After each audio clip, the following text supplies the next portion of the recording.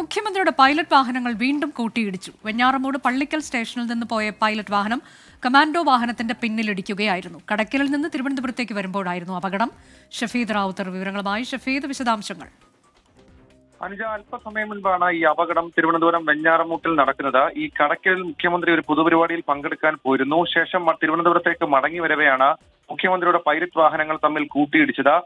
Commando വാഹനത്തിന്റെ പിന്നിൽ Pallikkal police സ്റ്റേഷനിലെ ജീപ്പ് ഇടിക്കുകയായിരുന്നു. കാര്യമായ പരിക്കുകൾ ഇക്കാര്യത്തിൽ ആർക്കും ഉണ്ടായിട്ടില്ല. ഏതാണ്ട് 4 മിനിറ്റോളം മുഖ്യമന്ത്രിയുടെ യാത്ര കുറച്ചൊന്ന് തടസ്സപ്പെട്ടു. അതിനുശേഷം മറ്റു കുഴപ്പമില്ല എന്ന് ഉറപ്പാക്കിയ ശേഷമാണ് തിരുവനന്തപുരത്തേക്ക് യാത്ര വീണ്ടും ആരംഭിച്ചത്. മുൻപും കുറച്ച് ദിവസങ്ങൾക്ക് മുൻപും തിരുവനന്തപുരം കാരേറ്റിൽ വെച്ച് മുഖ്യമന്ത്രിയുടെ വാഹനം ഒരു സ്ത്രീ വഴിയിൽ വെച്ച് വലത്തേക്ക് മാറാൻ ശ്രമിക്കവേ അവരെ ഇടിക്കാതിരിക്കാൻ ശ്രമിക്കുന്നതിനിടയിൽ വാഹനങ്ങൾ തമ്മിൽ കൂട്ടിയിടിച്ചിരുന്നു. അന്നും സമാനമായ രീതിയിൽ കമാൻഡോ വാഹനത്തിന്റെ പിന്നിലേക്ക് വാഹനങ്ങൾ തൊട്ടായി ഇടിച്ചു കയറുന്ന സാഹചര്യം നമ്മൾ കണ്ടതാണ്. പക്ഷെ ഇന്നും ആ ഒരു അപകടത്തിൽ കാര്യമായ പരിക്കുകൾ ആർക്കുമില്ല. അനുജ, മുഖ്യമന്ത്രിയുടെ പൈലറ്റ് വാഹനങ്ങൾ കൂട്ടിയിടിച്ചു.